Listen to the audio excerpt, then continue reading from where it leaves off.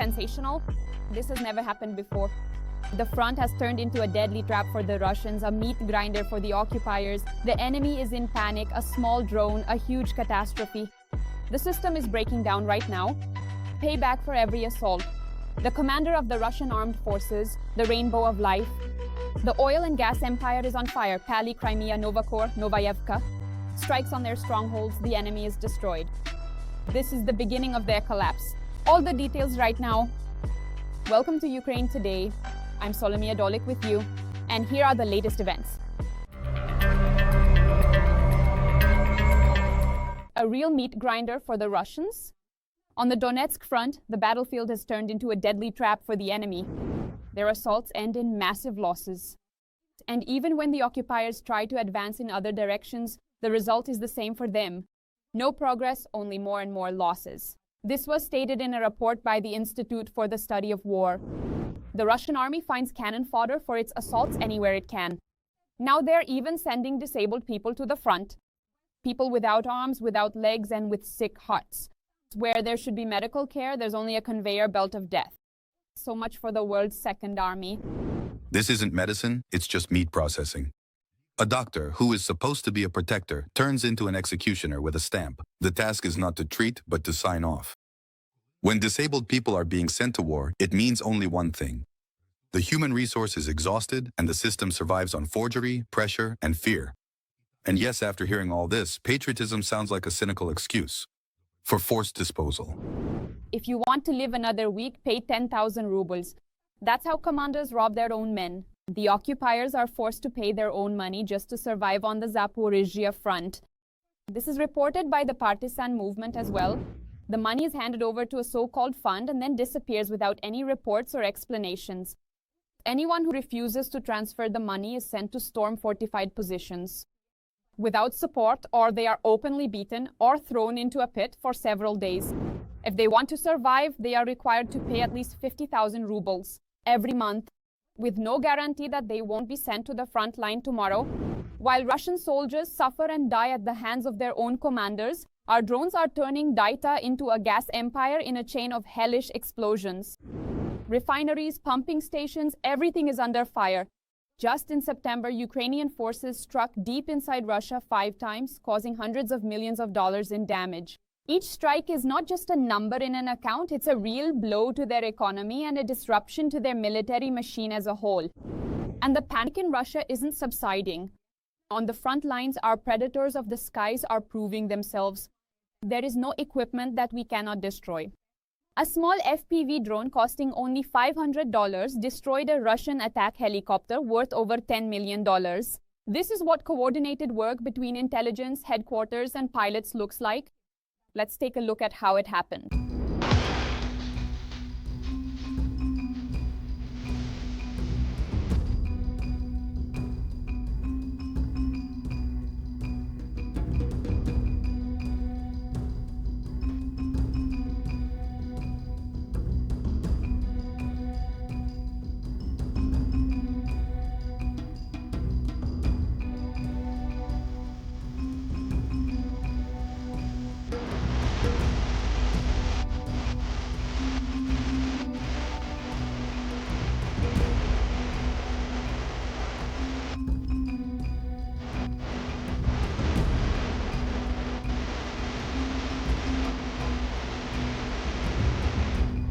And if drones are taking out helicopters, our special forces operate even closer and with greater precision.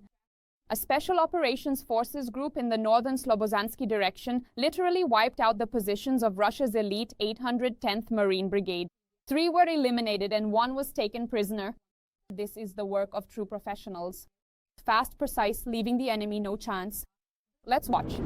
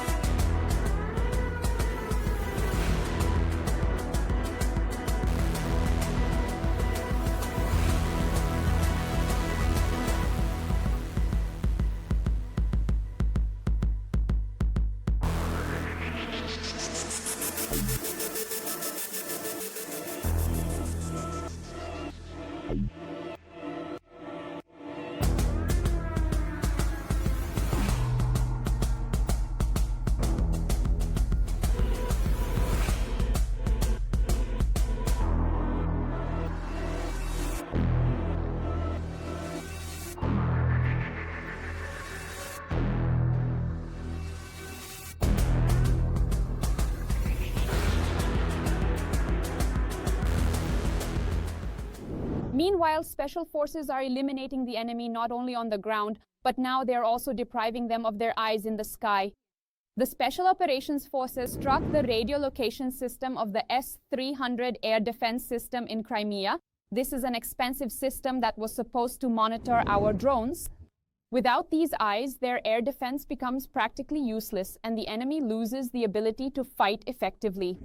They also deliver precise strikes against their commanders. The main intelligence directorate eliminated a lieutenant colonel of the Russian National Guard and 2 of his men right on Russian territory. A complete list of the enemy's defeats from the skies to the rear. Let's watch how it happened in the video.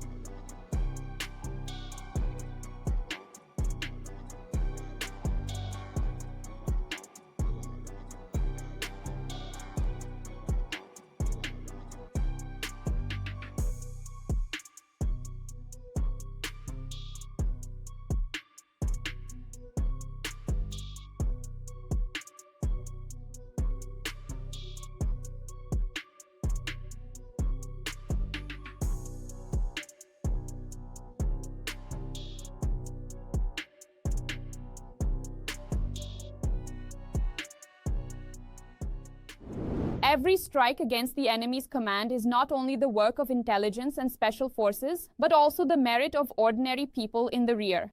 Agents also tracked down a mobile communications complex, the P-260-T Reader 2-US, in the Zaporizhia direction and relayed its coordinates.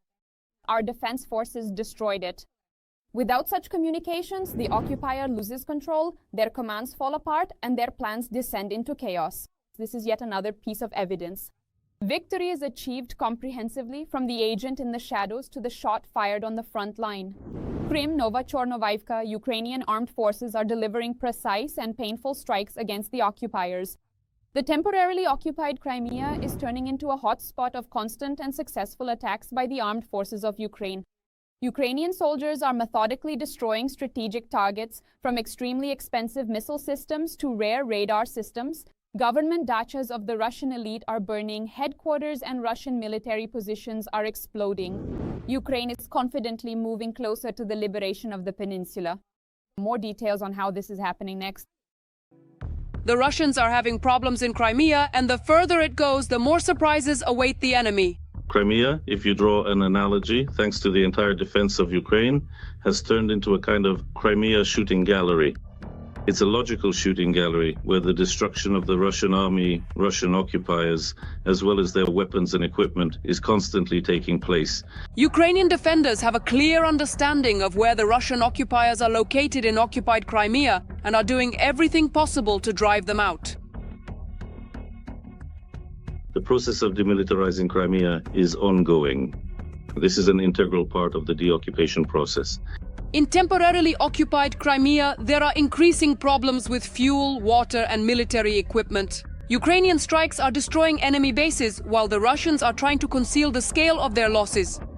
We're talking about ground, air, and naval operations that our defenders are successfully carrying out.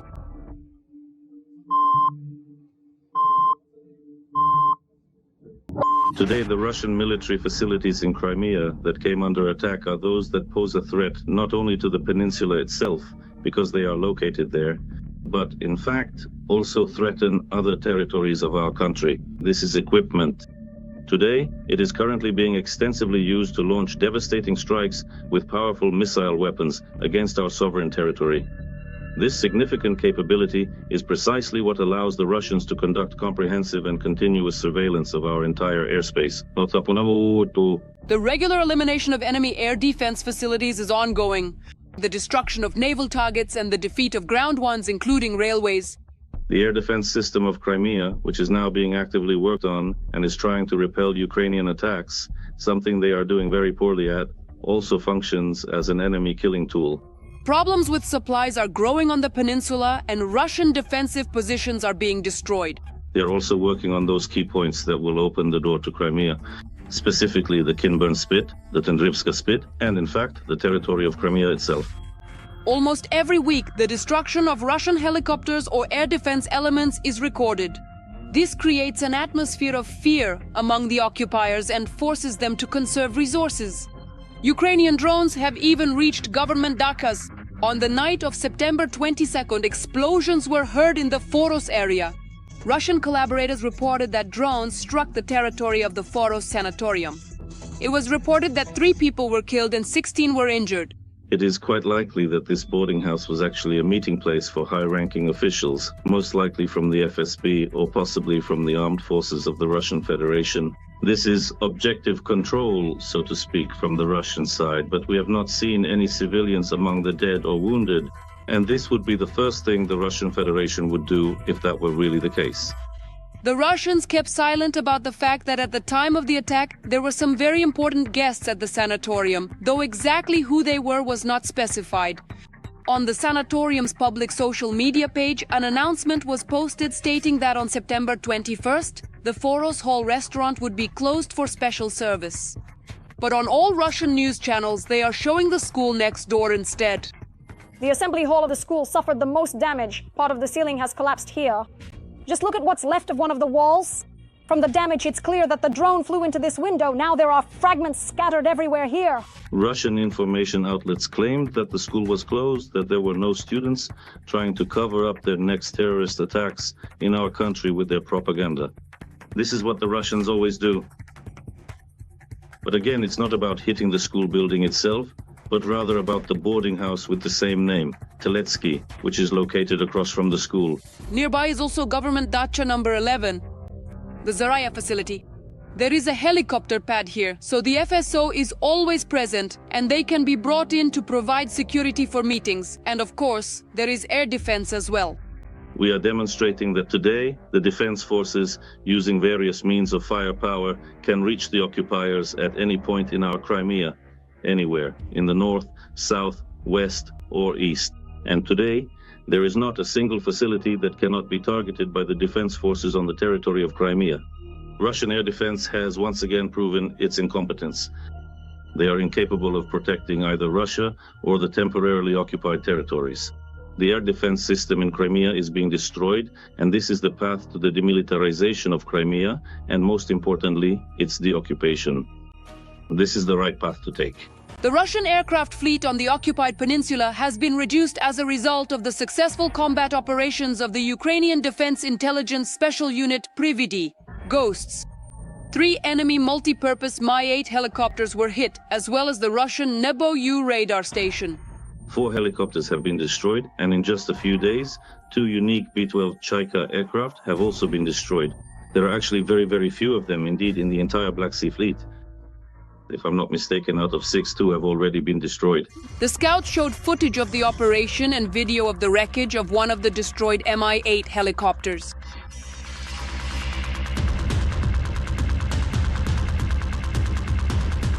Occupied Crimea has become a symbol of the fuel collapse.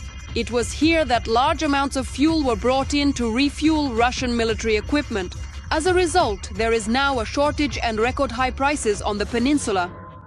The rise in gasoline prices is linked to Ukraine's strikes on Russian oil refineries.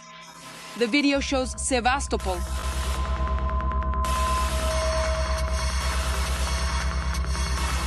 In Yalta, a delivery of gasoline was brought to one of the gas stations, and the line of people wanting to refuel is enormous. Neither the Russian authorities nor the occupation authorities in Crimea acknowledge the problem. They insist that it's all just a matter of logistics. Facts of human rights violations in Crimea are regularly documented and submitted to the UN Human Rights Council, as well as to the OSCE. The Russian occupation administration in Crimea is forcibly conscripting Crimeans into the ranks of the Russian armed forces, and refusal to serve is punished by criminal prosecution.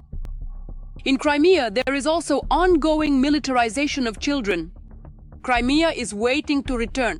Meanwhile, Ukraine is not allowing Russia to normalize the occupation.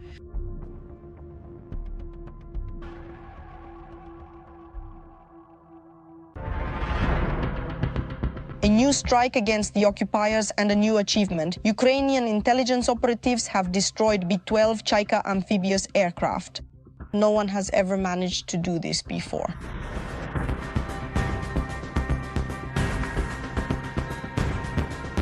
The B-12S were taken out in temporarily occupied Crimea. Along with the two amphibious planes, a Russian Mi-8 helicopter was also hit. Of course, the details of the operation are not disclosed by the main intelligence directorate, but there are some guesses. How much of this remarkable success was truly thanks to Magura, who was undoubtedly leading the way? They came out of the flowing river, went into the dense reeds, flew precisely where they absolutely needed to, because, well, it genuinely seems like, after all, water works effectively. They flew over a bit there, they weren't expected. And that's it. It seems like they were finished off there. Rev won't be able to make up for such a loss, even if he really wanted to. The B-12S, though old, were irreplaceable for the Russians. These are planes from the 1960s. They're more than 60 years old. They've just physically worn out, you understand. That's why there weren't many of them left, but they were convenient because these are specifically boats that can land. If not during a strong storm, they can actually sit on the water. There are only about 4 to 6 of them left in Russia, equipped with these powerful systems for detecting submarines, reconnaissance boats, boats that operate on the surface, small cutters and large cutters. Moreover, this is not the only irreparable loss the Russians have suffered recently. The day before, intelligence operatives struck 3 Mi-8 helicopters and a Nebo-U radar station.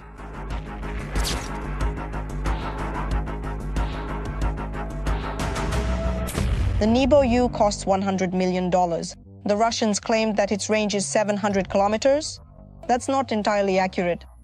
At that distance, the Nebo-U can only detect large targets, but it can detect a fighter jet at a distance of 400 kilometers, provided the altitude is 20 kilometers. If the altitude is lower, the detection range will also be shorter. Nevertheless, the radar is indeed powerful and poses a significant threat, and at the same time its destruction alongside the amphibious aircraft. This is a heavy blow to the occupiers' eyes. I'm not talking about Nebo-U and the Beriev boats. And the helicopter, it's all part of a single surveillance system over the surface of the sea. The Black Sea. It's not even necessary anymore. They simply don't have it. The consequences are significant. It turned out that they're blind now. They've been left without surveillance. And all these attacks don't seem to be a mere coincidence. Everything indicates that the defense forces have taken a very serious approach to the temporarily occupied Crimea and the occupiers present there. Right now, very serious work is underway in Crimea to clear the peninsula of all Russian means of countering our infiltration, both aerial and maritime infiltration. As for those occupiers, I can't say much. Well, regarding aerial and maritime infiltration, whatever is used to counter us is being destroyed. This concerns radar stations. This includes all coastal assets. This also includes helicopter facilities. Therefore, the peninsula is likely to face increasingly powerful and serious strikes. At the same time, it is becoming harder for every occupier to spot an attack. It is getting more and more difficult. Every voice matters. Join our community, support independent journalism and help us bring you the truth from Ukraine. Become a member of Ukraine Today. Join us now. attack after attack. Ukrainian drones are accurately striking the enemy's energy infrastructure facilities. Each such strike weakens the combat capabilities of the Russian army, and the fuel shortage is already being felt across the entire territory of Russia. How the Kremlin is reacting to this and why their attempts to control the situation are doomed, more in the report. The movement in the Russian Federation is coming to a halt and the scale is only growing. We're not staying in the middle, neither in the sky nor on our feet. Urgent evacuation is underway.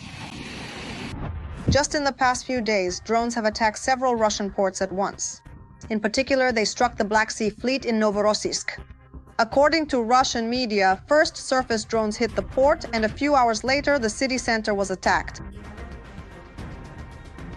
Until there is an official report of damage, it's all just violations of safety protocols, who's smoking in the swamps, even at sea. As a result of the attack, the operation of the Transneft oil loading facility and the Caspian Pipeline Consortium terminal near Novorossiysk was paralyzed. At the same time, 120 kilometers away in Sochi, a threat was also reported. Tourists began to be evacuated from the beaches due to the threat of surface drones. Please do not stand in the water. Everyone needs to get your feet out immediately. This is an urgent evacuation. Everyone must get out of the water now.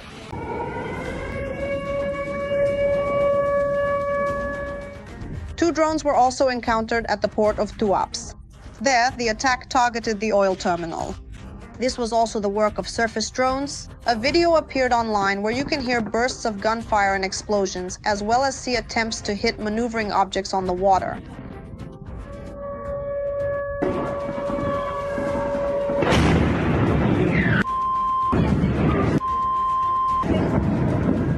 The drone approaches the pier and strikes, despite coming under fire, apparently from automatic cannons and machine guns, judging by the splashes around the drone. As we can see, unsuccessfully, one of Russia's largest oil transshipment terminals for tankers has been hit. Such an outcome is quite natural, quite expected, especially after the recent strikes on oil refineries and the widespread destruction of critical installations vital to the continued operation of these important plants. Of course, it is widely known that Russian facilities are currently experiencing significant difficulties with their essential diesel fuel and gasoline supplies. After all, a well-aimed and impactful strike on the crucial export gateways of those very same vital oil and gas companies will undoubtedly also bring the Russians quite a considerable number of unpleasant and challenging moments. The transshipment points in Tuapse and Novorossiysk together could export 2 million barrels of crude oil per day. And that means that even a single day of shutdown is a huge loss for Russia.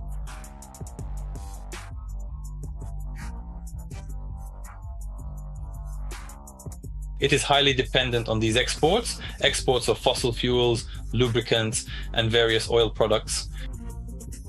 The export channel exists so that they can receive foreign currency revenue, which then goes to finance the military machine. Right now, this current situation is indeed quite painful, and it profoundly means that not just the export of certain specific products is being significantly reduced by substantial percentages or even by many tens of percent, but there are even considerable reductions in the primary extraction itself.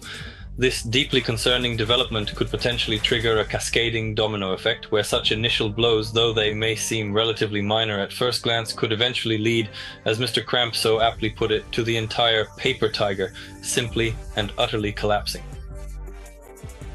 And there are also less obvious consequences. Each time after such attacks, the Russians become more convinced that air defense does not protect them, but on the contrary, poses an even greater threat. The inaccurate fire of the Russian military led to the destruction of residential buildings, the destruction of several cars, and also caused panic among the locals. There are also reports of several fatalities, and the media are hinting that this is the result of air defense, because, for example, in Novorossiysk the day before, there was an order not to disclose the consequences of drone strikes, but everything is shown on television. This means that the burned cars and the damage to residential buildings are the result of air defense operations, not the drones themselves. The Russians are having problems in Crimea, and the further it goes, the more surprises await the enemy. In Crimea has gradually, if we draw an analogy, thanks to the entire defense of Ukraine, turned into such a Crimea meat grinder, an analogous meat grinder, where the destruction of the Russian army, Russian occupiers, and accordingly their weapons and equipment is constantly taking place. Ukrainian defenders clearly understand where the Russian occupiers are located in occupied Crimea and are doing everything possible to drive them out of there. There is active work going on in Crimea. The process of demilitarizing Crimea is ongoing.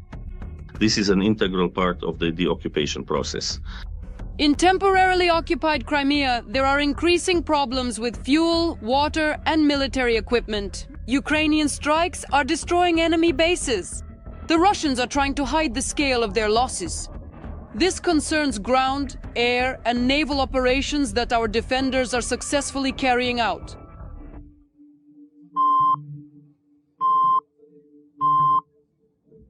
Today, in the strategically vital region of Crimea, those Russian military facilities that pose a significant and undeniable threat, not only to the peninsula itself, due to their direct presence and operational capabilities within its borders, but also to the broader security of the surrounding areas, came under a coordinated and effective attack.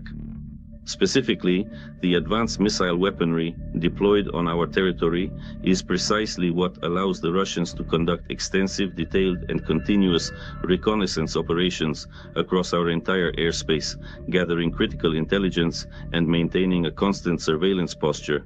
The regular elimination of enemy air defense facilities is ongoing. Destruction of naval targets and strikes on ground targets, including railways.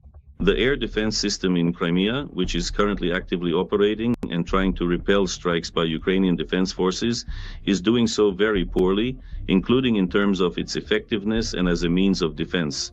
On the peninsula, supply problems are growing, and the Russians' defensive positions are being destroyed.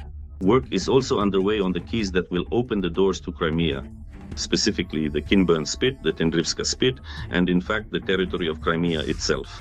Almost every week, the destruction of Russian helicopters or air defense elements is recorded. This creates an atmosphere of fear among the occupiers and forces them to conserve resources. Ukrainian drones have even reached government dachas. On the night of September 22nd, explosions were heard in the Foros area. Russian collaborators reported that drones struck the territory of the Foros sanatorium. It was reported that 3 people were killed and 16 were injured. You see, the thing is, this boarding house was actually a meeting place for high-ranking officials, FSB representatives, and military leadership of the Russian Federation. This is so-called objective control from the Russian side, but we never saw any evidence of killed or wounded civilians. And that would have been the first thing the Russian Federation would have done if it had really happened that way. The Russians kept silent about the fact that at the time of the attack there were some very important guests at the sanatorium, though exactly who they were was not specified. On the sanatorium's public social media page, there was an announcement that on September 21st, the Foros Hall restaurant would be closed for special service. But on all Russian news channels, they are showing the school next door instead. Most of the damage was done to the school's assembly hall, where part of the ceiling has collapsed. Just look at what's left of one of the walls. From the damage, it's clear that the drone flew into this window. Now there are fragments scattered everywhere here. The Russians are using information about these schools, which were closed on the same day, and nothing happened to the students. They tried to use information to cover up yet another of their terrorist attacks on our country. This is what the Russians always do.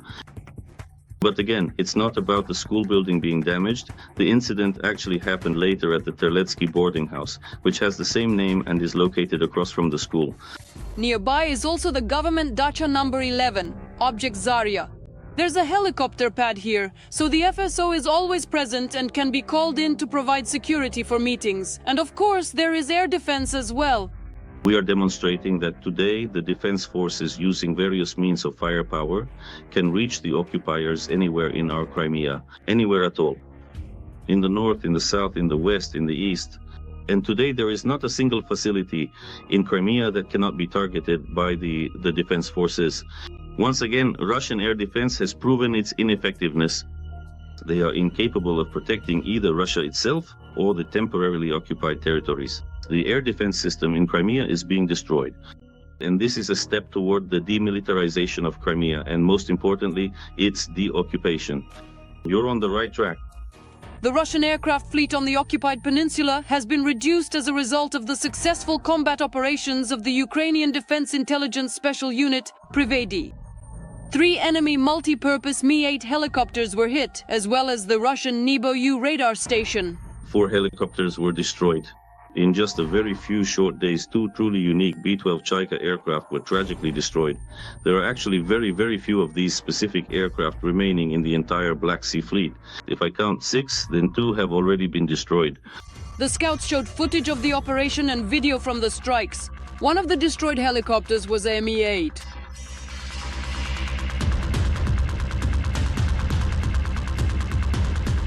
Occupied Crimea has become a symbol of the fuel collapse.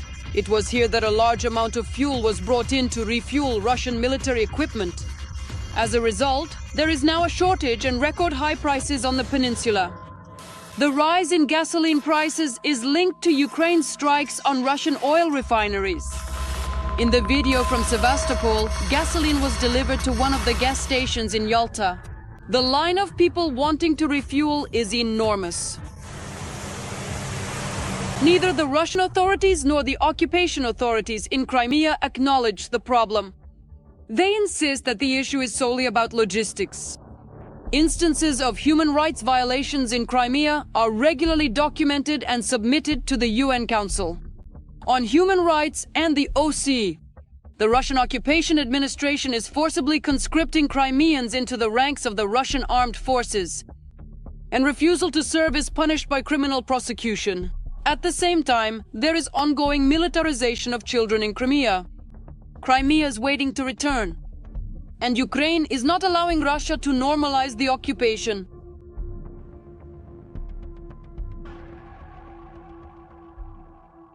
How do you assess the resilience and strength of Ukrainian soldiers on the front line? Share your thoughts in the comments. Click the like button below the video and follow the main news together with me. See you in the next episode.